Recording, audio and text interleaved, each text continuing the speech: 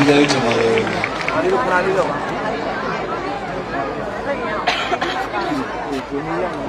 ရုပ်ပေါ်တော့ရုပ်ပေါ်တော့ မန်တိုင်းရှိဝီကူဘီကျေးဇူးများကျွန်တော်တတကားဆရာတော်ဘုရားကြီးရဲ့ဟုတ်ရွှေနဂါကြီးကိုလာဘသိတိရှင်ဘုရားကျေးဇူးများကျွန်တော်လည်းကျွန်တော်လည်းဟုတ်တာလေးပြန်နေဟုတ်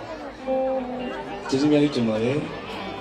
ကျွန်တော်တို့မိသားစုတွေအားလုံးစုံတွေ့ရတယ်ဆိုတာကကျွန်တော်တို့တွေအတိတ်ဘဝတွေမှာရှိတယ်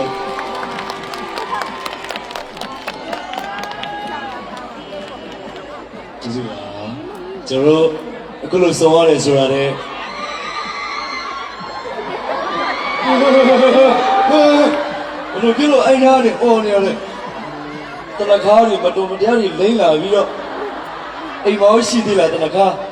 စကားကောင်းပြောနေတယ်လို့ကျေးဇူးပါလုံးမကျွန်တော်လေးကိုယ်ွယ်ပါမယ်